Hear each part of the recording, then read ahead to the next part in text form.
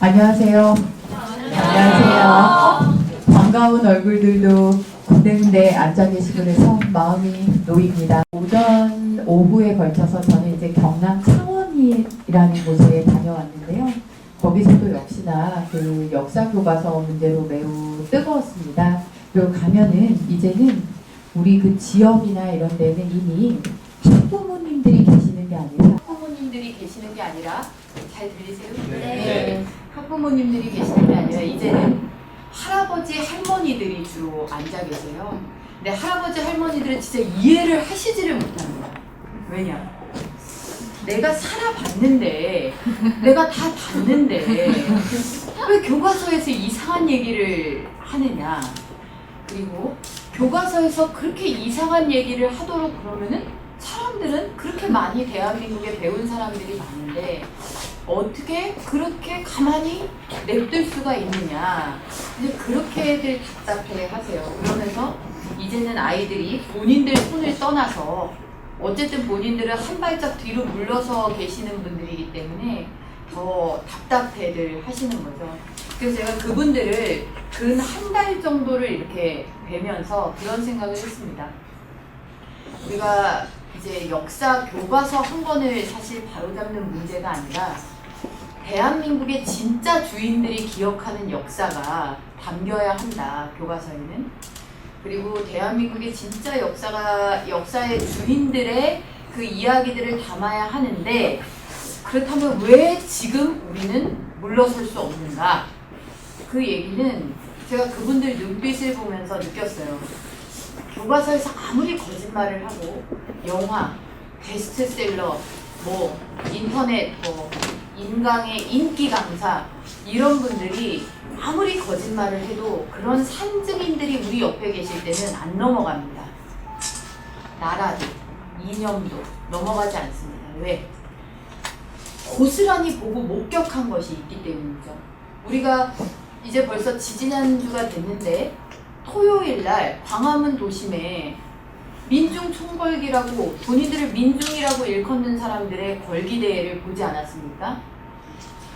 우리가 똑똑히 이 각도 저 각도에서 목격한 사실도 당장에 하룻밤 새에 이상한 쪽으로 논조들이 흘러가며 걷잡을 수가 없죠.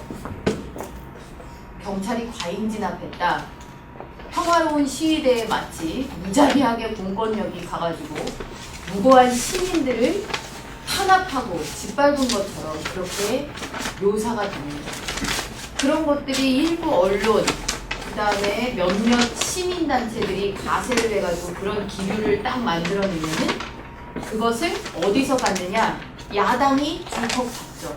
제도권의 공당이 딱 받는 겁니다. 그래서 경찰청장 불러들이고 석고대제 시키고 문책한다라고 기승을 부리고 하면 그것이 역사가 되는 겁니다. 그 사람들이 기록하는 대로 역사가 흘러갈 수도 있는 거예요. 그런데 그게 왜 그렇게 안 되느냐? 우리가 눈을 버젓이 뜨고 봤거든요. 어떻게 했는지. 그런데 우리 역사의 산증인들이 이제 시간이 얼마 남지가 않았다는 겁니다. 그분들의 시간이 얼마 남지 않았기 때문에 우리가 여기서 이 문제를 종지부를 찍어놓지 않으면 무엇이 진짜 역사인지, 어떤 것이 대한민국의 성공의 실마리를 풀어줄 수 있는 정말 진짜 기록인지를 확실하게 매듭을 지어놔야 된다는 것이죠.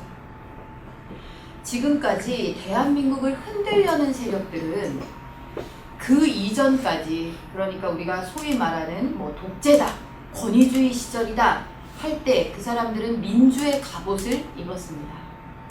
그 사람들이 민주주의를 발전시켰다. 일부 맞습니다. 그러나 그 사람들이 발전시킨 그 민주주의는 80년대 이후 단 한 발자국도 앞으로 못 나갔습니다.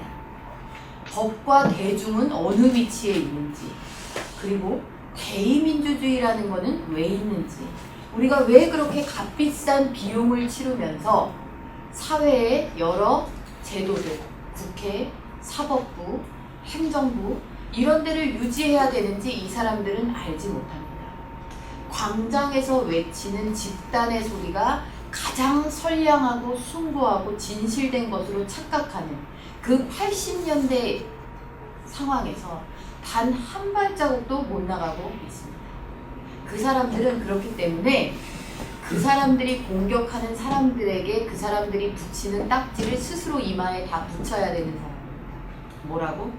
수구라고, 반동이라고, 꼴통이라고, 그런 딱지를 스스로 붙여야 되는 사람들이 지금 우리 주변에 민주의 옷을 입고 인권의 옷을 입고 평화의 옷을 입고 우리와 같이 살아가고 있는 것입니다.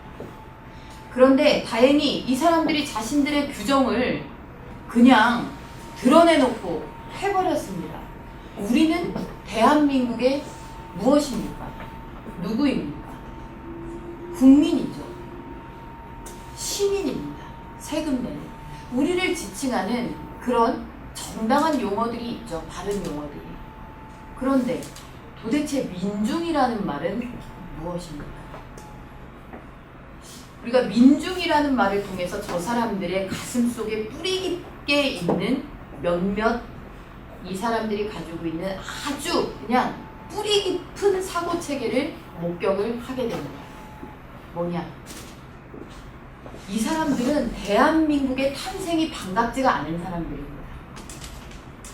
지금 현재 역사교과서, 올바른 역사교과서를 쓰자는 것을 반대하고, 그리고 지금 현행 역사교과서의 여러 가지 문제점을 보면서도 뭐가 문제냐라고 어깃장을 놓는 사람들은 대한민국의 탄생이 반갑지가 않습니다. 왜 탄생이 도대체 반갑지가 않느냐?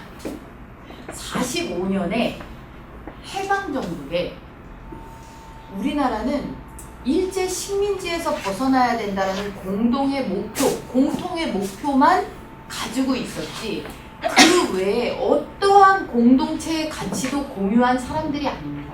왜? 그 이전 시대는 무엇입니까? 조선시대죠. 조선시대. 누군가는 조선시대 백성인 거예요. 계속. 그 다음은 누굽니까? 일제시대의 신민이죠. 신민. 자신들은 근대국가의 국민이라는 위치를 한 번도 경험해 본 적이 없는 사람들입니다.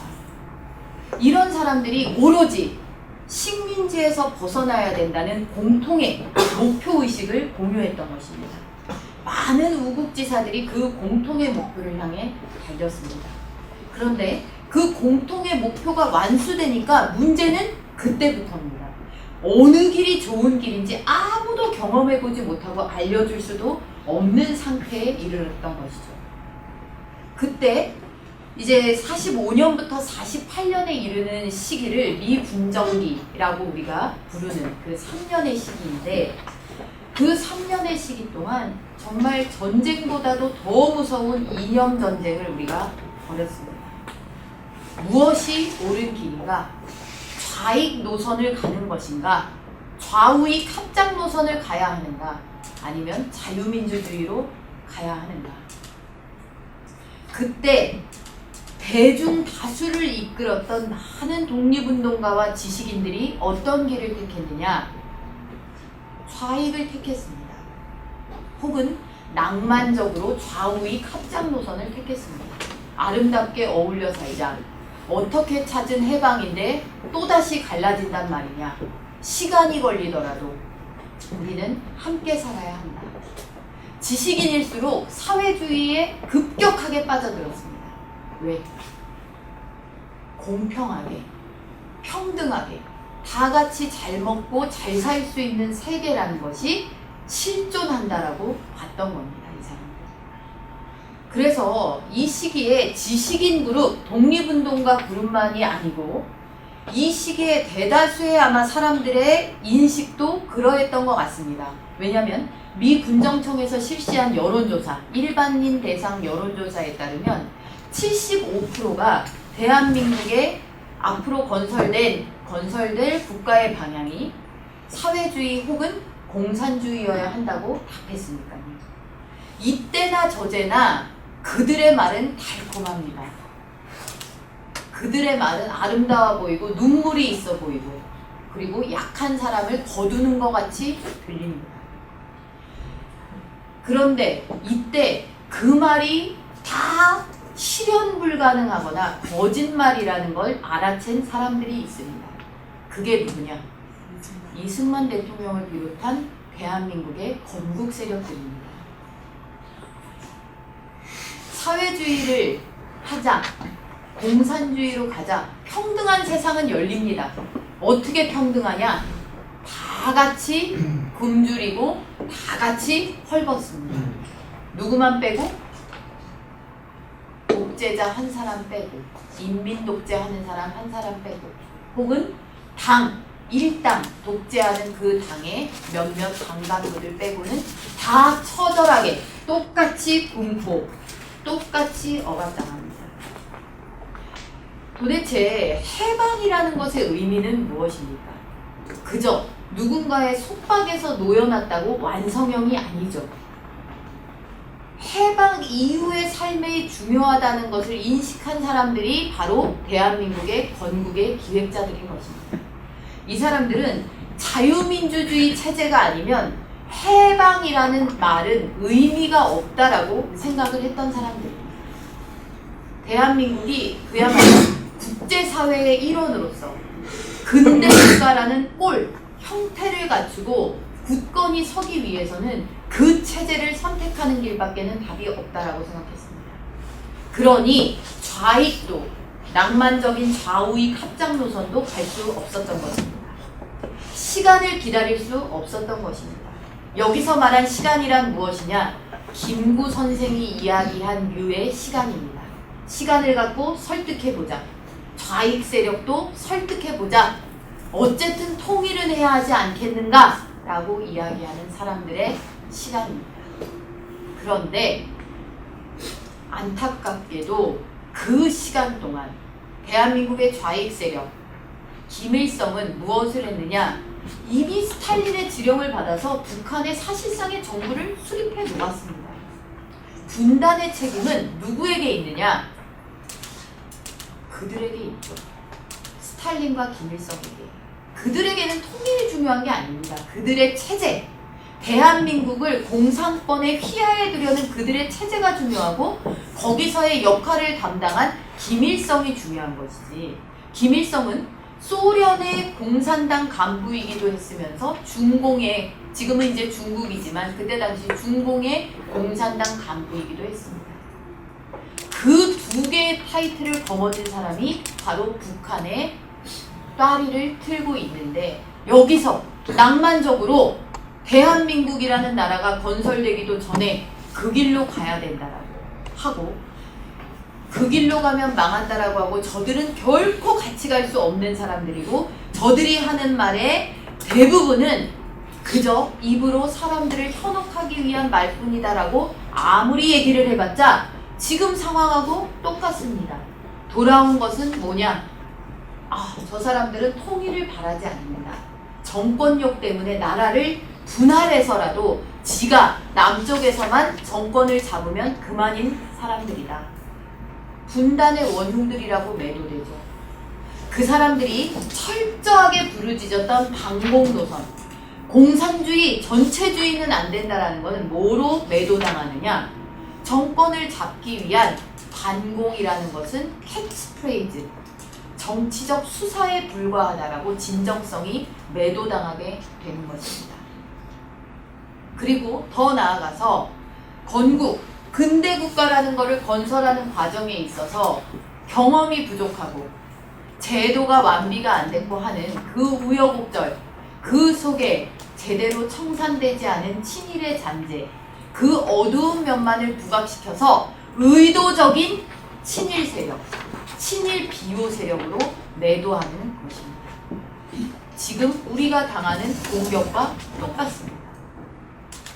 여기 모인 우리는 아마 밖에 나가면 가장 쉽게 듣는 이야기가 그거일 것입니다. 친일 바다, 독재 미화 세력이다, 분단 세력이다, 때가 어느 때인데 색깔론 외치는 사람이다. 좀 젊은 사람들은 애국봉을 맞아 들어온다. 빨리 병 고쳐야지, 저대로 두면 안 된다. 먹고 살 것도 없으면서 노력충이 돼가지고 노력하면 된다고 떠들고 다닌다 라고 이야기를 하는 것입니다. 그때 대한민국이 바로 오늘에 이르는 길을 택하지 않은 것, 그 오늘에 이르는 길을 택한 것을 안타까워하는 사람들, 그 사람들이 바로 자신을 민중이라고 지칭하고 그 사관에 입각해서 쓰여진 책이 바로 대한민국의 역사 교과서인 것입니다. 그러니 출발이 잘못됐는데 첫 단추가 잘못 껴진 나라가 무엇을 한들 그 사람들한테 곱게 보이겠습니까? 아기가 처음부터 잘못 맞춰졌는데, 그러다 보니까 출발을 그립다 비난할 수는 없고, 왜? 너무 티나잖아요. 자유민주주의 부정세력, 헌법 부정세력이라고 너무 티나잖아요. 그러니까 이 사람들이 대한민국의 건국이라는 말을 빼고 생일도 없는 근본 없는 나라를 만들고 정당성과 정통성이 떨어지는 나라처럼 대한민국의 위대한 출발을 깎아내리는 것으로부터 역사교과서가 시작하는 것입니다. 그렇게 보면 북한을 바라보는 눈은 매우 명료해집니다. 어떻게 명료해지냐? 우는 아이도 다 속이 있다는 것입니다. 오늘의 북한이. 왜? 그때 당시 통일을 했으면 저렇게 안 됐을 텐데 오늘의 북한을 저렇게 만든 책임은 그들 자신에게 있다? 아니죠. 우리한테 있는 겁니다. 이 사람들 시각에서는. 우리에게. 북한이 6.25 전쟁을 뭐라고 이야기하느냐? 이 사람들 통일전쟁이라고 이야기합니다.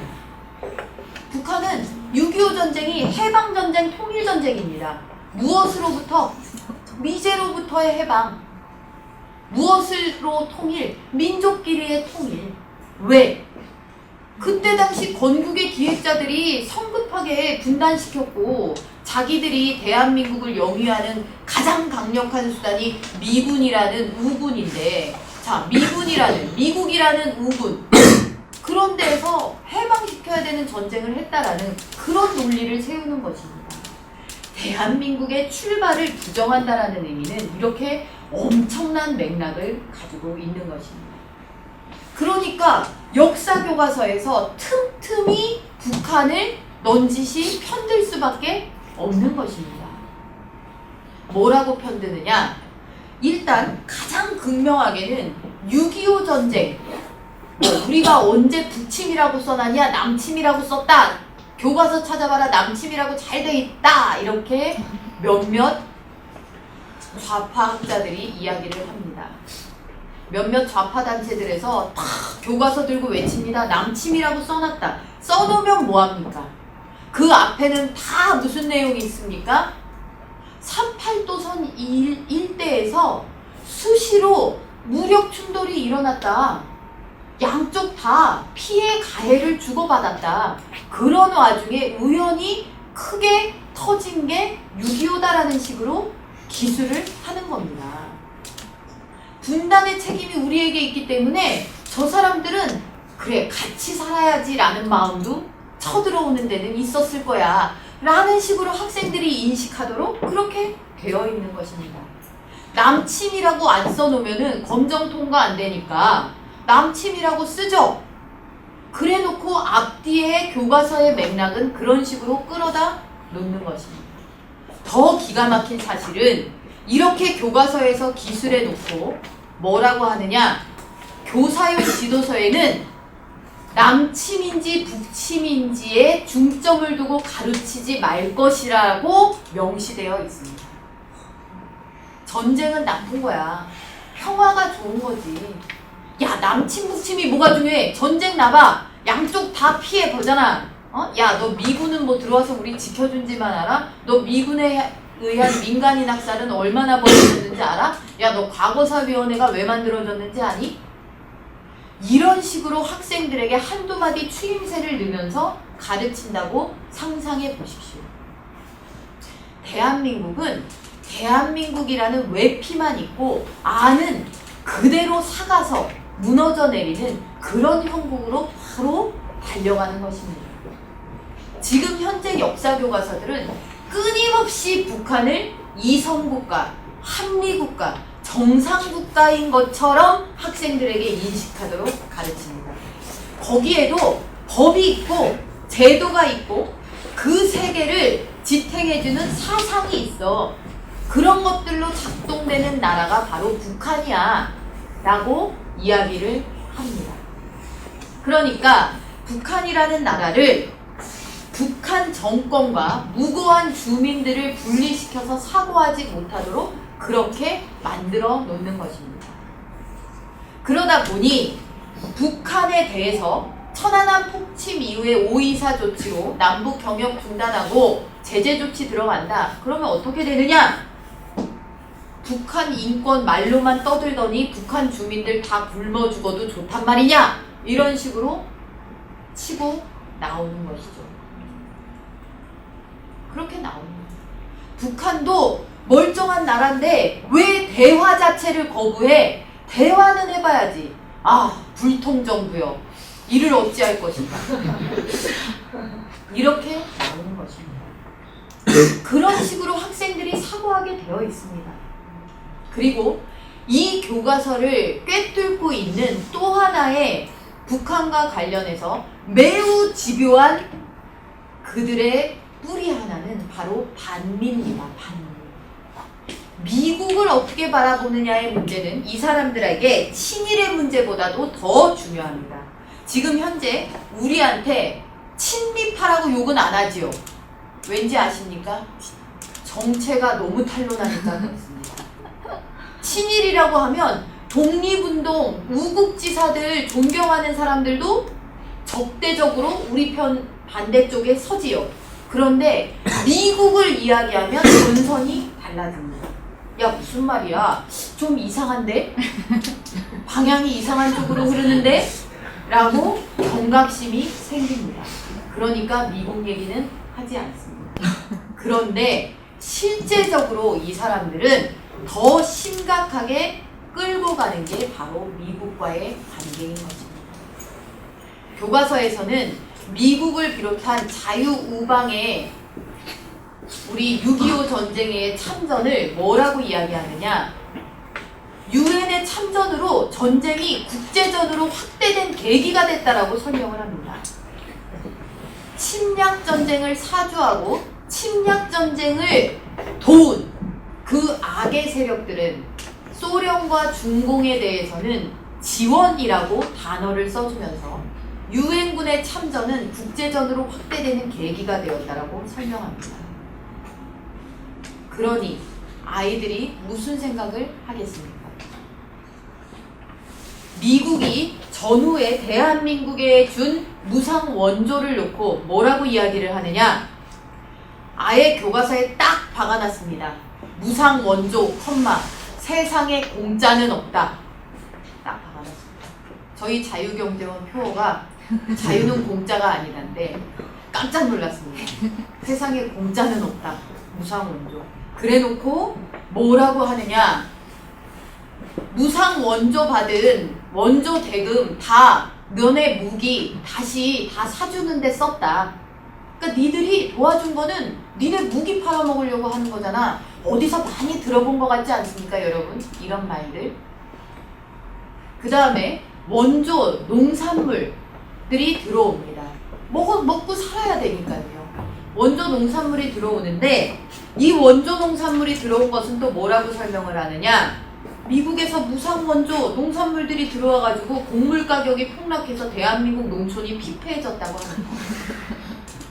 전후에 무슨 농촌 경제가 있습니까? 농촌 경제가. 그런데 마치 그랬던 것처럼 이야기를 합니다.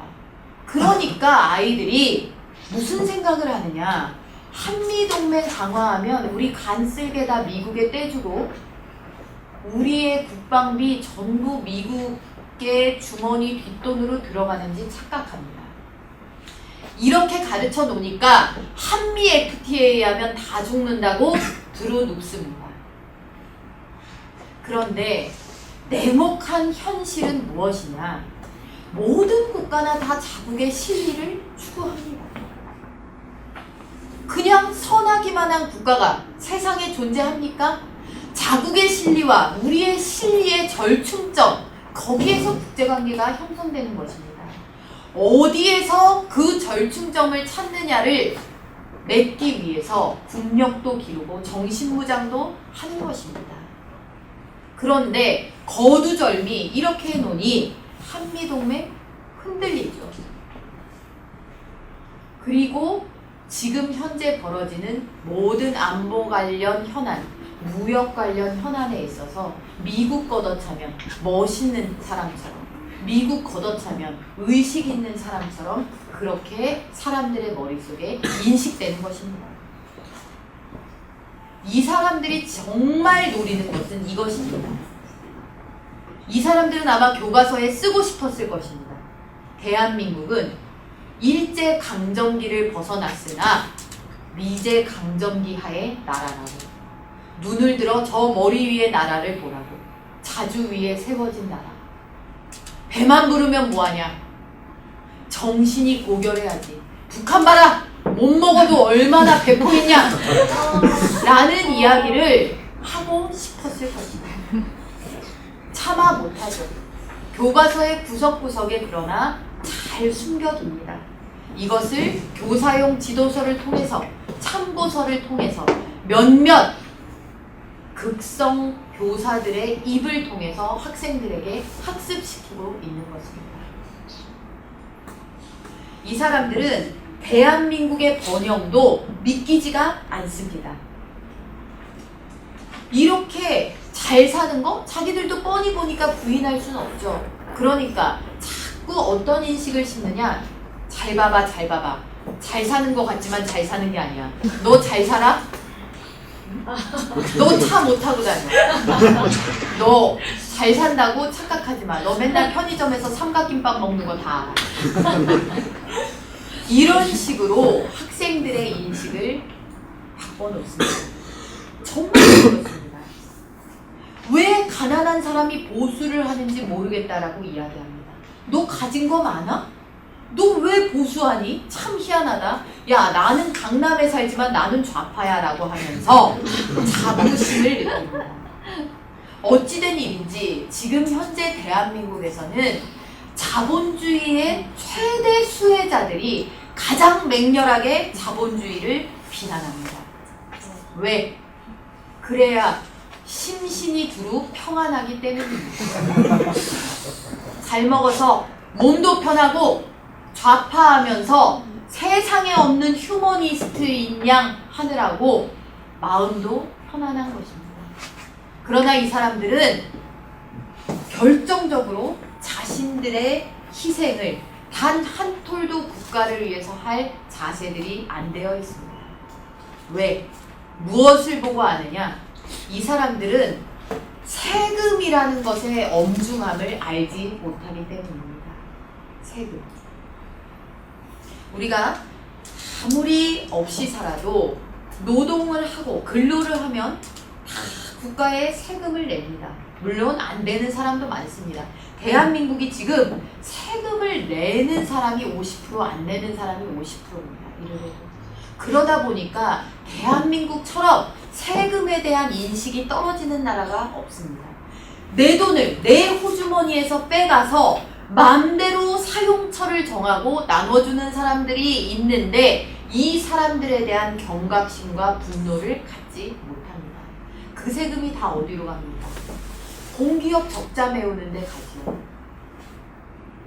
불필요한 제도 만들어가지고 그거 뒷받침하는 데 쓰입니다. 그런 일들이 벌어집니다. 그런데 이 소위 말하는 대한민국의 자본주의를 강력하게 비판하는 사람들은 기업 비판은 그렇게 하면서 기업은 잘못하면 망하기라도 합니다. 소비자들이 외면하면 그날로 기업은 끝입니다. 그런데 망하지도 않는 기업, 망하지도 않는 조직, 망하지도 않는 사람들의 존재에 대해서는 눈을 감습니다. 그 사람들이 누굽니까? 적자가 나도 세금으로 메꿔주는 공기업이지요. 그 사람들이 누굽니까? 일 안 해도 꼬박꼬박 세비 받는 국회의원들이지요. 그 사람들이 누굽니까? 온갖 명목으로 정부한테 지원금 타내는 시민단체들이지요. 그 사람들이 누굽니까? 온갖 기업들 겁박해가지고 광고 따내고 그러는 언론이지요. 그런 사람들의 존재에 대해서 이 사람들은 단 한 번도 당신들이야말로 부정이고 부패고 불이다라는 이야기를 하지 않습니다. 기업도 물론 부정하고 부패하는 사람들이 있습니다. 바로 잡아야죠. 깨끗하게 해야죠. 그런 거 체질적으로 고치지 못하면 그 기업 망합니다. 삼성, 현대는 처음부터 오늘날의 삼성, 현대였습니까? 60년대 그 사람들도 중소기업이었습니다. 그때 대한민국에 그 기업보다도 더 큰 기업들이 많았습니다. 대한민국의 평균 기업 생존율이라는 것이 30년이 안 된다는 사실 여러분들 알고 계십니까? 100년 가는 기업? 아직까지 한국에 없습니다. 자, 기업은 망하기라도 합니다. 그런데 망하지도 않는 세금 도둑들에 대해서 이 사람들은 한마디도 하지 않습니다. 그리고 그 세금 도둑들을 편들어주는 이야기, 보호하는 논리가 바로 무엇입니까? 민주, 다양성, 인권, 약자 보호, 공익, 정의 이런 단어들입니다. 이런 단어 뒤에 숨은 부정과 숨은 부패에 눈 감는 사람들이 어떻게 학자적 양심을 이야기할 수가 있습니까? 어떻게 깨어있는 시민이란 말을 할 수가 있습니까? 그런 사람들이 외치는 양심과 그런 사람들이 외치는 자유, 그런 사람들이 외치는 정의 속에서 우리는 살고 있는 것입니다. 그런데 이 사람들이 얼마나 전투력이 세고 얼마나 똘똘 뭉쳐 있는지 이걸 깨기가 힘든 것입니다. 왜? 우리는 하루하루의 삶을 살아내기에 바쁜 사람들입니다. 국가더러 나 먹여 살리라고 두루눕지 않는 것을 최고의 애국이라고 여기는 사람들이죠. 내 가정은 내가 지키겠다고 하는 사람들이죠. 이런 사람들이 각자의 삶의 영역에서 고군분투하고 국가 공동체를 유지하기 위해서 애쓰고 있을 때 그 공동체의 허울 밑에서 그 공동체를 허물어뜨리는, 그 공동체를 뿌리부터 갉아먹는 그런 일들이 벌어지고 있었던 것입니다. 그런데 이 사람들이 어디에 주로 있느냐? 대한민국의 중요한 포인트에는 이 사람들이 다 있습니다. 왜 역사교과서가 가장 먼저 빵 하고 터진지 아십니까?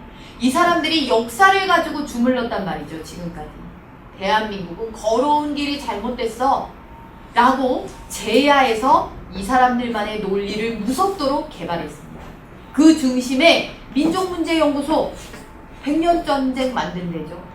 역사문제연구소 박원순 씨가 거의 이끌고 가다시피 했죠. 이런 데가 있었고 이런 데가 역사를 자신들의 것으로 하려는 준비를 탄탄히 해오다가 이제 자신들의 세상이 되니까 이것을 가장 강력하게 교육, 교재, 교과서라는 수단에 실어서 퍼다 나는 것입니다.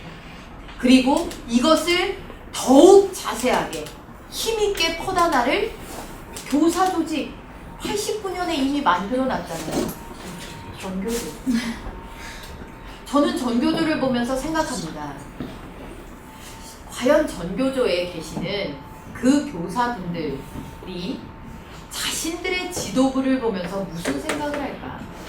전교조는 여러분 대한민국의 노조 중에서 가장 학력 수준이 높은 노조 가운데 하나입니다. 그렇죠?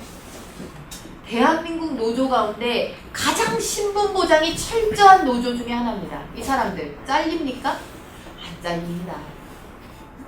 자, 그런 노조에서 자신들의 지도부가 명백히 대한민국을 부정하고 대한민국을 흔드는데 몰라, 그건 일부고 나는 참교육하러 왔어 라고 생각한다면 이상하지 않습니까? 왜 전교조는 내부에서 자성의 목소리와 내부 비판의 목소리가 들리지 않습니까? 무엇 때문입니까? 그것은 제가 봤을 때 사상과 이념의 확신범이 한 20%, 10% 된다면 자신들의 직업적 이해를 그들이 한 사상전을 펼치면서 한쪽으로는 직업적 이해를 보호하는데 열을 올려주기 때문입니다. 무능한 교사를 비호하고 잘못된 교사를 감싸고 교원평가제 이런 거 다 반대하고 교육에 있어서 정보공개 다 반대하고 거부하고 이런 식으로 해서 자신들이 직업적 이해관계 속에서 이 사람들이 누리는 바가 워낙 크니까 그런 아유 몰라 저 사람들이 저런다고 대한민국이 당장 어떻게 될까? 라는 마음이 저는 전교조에 새롭게 가입하시는 분들이나 강성 전교조 핵심 그런 사람들이 아닌 사람들은 이런 마음이 클 것이라고 생각합니다. 그러면 이건 심각한 문제입니다. 왜냐? 바로 대한민국을 흔들려는 전교조의 핵심 인사들이 이런 순진한 또 선생님들 뒤에 숨어서 전교조를 욕할 때, 전교조를 비판할 때 일부라는 말을 앞에 안 걸리면 바로 다 명예훼손으로 몇천만 원씩 벌금 맞고 전과자가 됩니다. 그런 분들 때문에 우리가 굳이 일부라는 수식어를 꼭 붙여야 되거든요. 그런데 아직까지도 이 문제가 전교조 내에서 단 한마디도 나오지 않는다는 현실. 이분들이 지금 바로 교단에서 교육의 자율성, 교육의 중립성을 외치는 분들의 실제 모습입니다. 그러니 역사교과서 이렇게 만들고 그런 분들 전교조 내에서도 역사교사 모임이 계파가 가장 크고 가장 강성이거든요. 그런 사람들이 역사교육을 틀어지고 가르치니까 실질적으로 저는 이렇게 생각합니다. 역사교과서 문제가 우리가 아무리 크다고 해서 바로 잡는다고 해도 이 사람들 뒤에서 웃고 있을 겁니다. 왜? 교과서 바뀌면 뭐 하겠나. 우리가 내 앞에서 교과서 꺼내는 놈은 아웃이다 라고 하면서 우리만의 논리로 몇 장씩 매일 시간 프린트물 나눠주면서 그대로 가르친다고 그거 어떻게 하겠습니까? 그런 식으로 가르칠 태세 보이고 있을 것입니다. 대안교과서 벌써 만든다고 하죠. 자, 그럼 왜 우리는 이 지난한 교과서 싸움을 하고 있느냐? 그래도 저 사람들 말처럼 세상이 그렇게 호락호락하지 않습니다. 저는 지금 현재 우리가 겪고 있는 이 역사교과서, 올바른 역사교과서를 만들기 위한 과정이 매우 대한민국의 유의미한 시간을 겪고 있는 것이라고 생각합니다. 왜? 그동안 우리는 이념 얘기를 하면 촌스럽다라고 생각을 했으니까요. 그동안 우리는 사상 이야기하면 세상에 저런 꼰대가 있나? 어린 나이에 쯧쯧 안 됐어. 이런 소리 들었거든요. 그러는 통에 공기와 같이 우리 주변에 그저 숨쉬게 돼야 될 헌법 가치는 전부 사라져버리고 이념의 진공 상태처럼 어떤 이념이라도 거기에 침투할 수 있는 그런 상태가 되었던 것입니다. 그런데 이제 교과서가 얼마나 잘못됐는지를 전부 페이지 사람들이 보는 시간들 이런 것들을 가졌고 왜 이 사람들은 이런 데 집착하는지 그 뿌리가 무엇인지를 보았고 역사교과서 때문에 아무튼 시끄러웠대 관심 없는 사람도 그 정도는 알지 않습니까? 역사교과서 때문에 나라가 한동안 시끄러웠대. 그러면 사람들이 교단에 서서 무슨 얘기를 하는지 교사가 무슨 얘기를 하는지를 관심 있게 보게 됩니다. 어떤 말을 하는지, 무엇을 학생들에게 내어놓는지, 교단에 자신 말고 초빙 강사네, 특강 강사네 하는 사람을 누구를 불러들이는지 관심 있게 보게 됩니다. 그런 과정이 서서히 사회적 분위기를 바꿔나가는 과정입니다. 애석하게도 우리는 기존의 것을 바꿔야 하는 입장에 서 있습니다. 우리 것을 지키기만 하면 되는 것이 아니라 우리가 이미 저 사람들이 틀어진 것을 바꿔야 하는 입장입니다. 그러니 얼마나 우리는 적극적이고 얼마나 부지런해야 되겠습니까? 그래서 이런 전선에 있어서 학부모 한 사람, 학생 한 사람, 우리 대학생 한 사람의 역할이라는 것이 매우 중요합니다. 저 사람들은 전방위로 포진해 있습니다. 언론계, 영화계, 출판계, 방송계, 연예계, 누구를 떠올리면서 알겠지만 다 포진해 있습니다. 널리 포진해 있죠. 학부모 단체 하나씩 그럴싸하게 만들어 놓고 있습니다. 대학생? 여러분 동아리 보십시오. 동아리. 대학 내에 동아리. 왜 마르크스의 얼굴은 당당하게 휘날리는 대학가에 왜 도대체 이승만의 얼굴 사진, 이승만 대통령의 얼굴 사진 한 장 볼 수가 없는 것입니다. 때만 되면 축제가 열리고 거기에 자본주의 연구에 떡하니 써서 학생들을 모읍니다. 요즘도 있을 겁니다. 아마 민노당, 학생조직. 그런 데가 대학가에 뿌리를 내렸습니다. 요즘 거기에 대한 문제의식에서 우리가 비권 학생 운동조직, 비권이다, 운동권이 아니다라는 거죠. 자, 비권 학생회라고 나오지만 아직 갈 길이 멉니다. 이 친구들이 주장하는 복리후생, 야 우리는 정치 얘기는 모르겠고 우리는 복리후생 학생들의 생활, 복지 이런 것만 이야기한다. 말은 좋습니다. 그러나 대학생이라는 것은 무엇입니까? 한국 사회의 예비 지성들입니다. 그 예비 지성이 국가와 민족의 미래, 대한민국의 장래를 놓고 고민하는 일을 스스로 포기하고, 왜? 한쪽에서는 그걸 놓고 매일매일 세미나를 하고 토론하고 자신들의 사상과 이념을 공고히 하는데, 한쪽에서는 우린 그런 건 됐고 라고 한다는 것은 참 안타까운 일입니다. 공부해야 합니다. 그리고 맞서서 논리적으로 철두철미하게 저들이 가지고 있는 허위의식과 거짓을 깨뜨려야 합니다. 저 사람들의 문제는 좌편향에 있지 않습니다. 좌편향 하니까 뭐라고 합니까? 야, 좌라고 뭐라 그러지 마. 너는 그럼 우편향이다 라고 공격을 하죠. 또 어떤 사람은 멋있게 이렇게 말합니다. 야, 새 봐라, 새. 좌우의 양쪽 날개를 날잖아. 응? 이렇게 얘기합니다. 그런데 저 사람들은 우리가 소위 유럽의 계보, 미국식 리버럴을 주장하는 그 좌에 서 있지 않습니다. 그 실체는 한마디로 김일성을 중심으로 그 밑으로 세습되어 온 북한의 전체주의, 그것을 다른 말로 포장해서, 그것이 무엇이든 다른 말로 포장해서 가지고 있는 것입니다. 그렇기 때문에 우리는 이 사람들과의 싸움에서 이길 수밖에 없습니다. 왜? 거짓 대 진실의 싸움이기 때문입니다. 그래서 대학생들이, 또 사회의 청년병들이, 그리고 이제 막 아이들을 길러내는 학부모들이 야 됐고, 야 때가 어느 때인데, 아 나 그런 거 관심도 없어 라고 하는 일에서 이제 좀 깨어나야 합니다. 만약 계속 그 상태라면 대한민국의 그야말로 진짜 주인은 사라져버립니다. 그것은 지금은 서서히지만 그 속도는 매우 빨라집니다.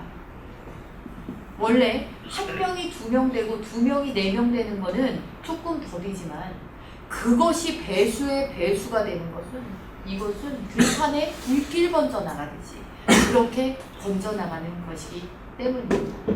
그래서 우리가 이제 더 이상 이념의 무임승차자라는 것은 대한민국에 존재하지 않습니다. 왜? 그러다가는 그야말로 대한민국의 기반 자체가 무너지기 때문입니다. 아까 말씀드렸듯이 누가 뭐래도 대한민국의 번영의 과정을 기억하시는 분들이 사라진 다음, 그분들이 역사의 뒤안길로 간 다음에 누가 증언을 할 것입니까? 누가 우리의 역사를 우리 것으로 써주겠습니까? 그렇기 때문에 우리 오늘 세비탄울 우리 박찬현 대표님을 비롯해서 여기 모이신 여러분들, 뭐 어르신들도 계시지만 우리가 깨어서 보다 더 열심히 우리 주변을 가꾸는 것처럼 대한민국을 가꾸는데도 애를 써주셔야 하는 것입니다. 긴 시간 경청해 주셔서 감사합니다.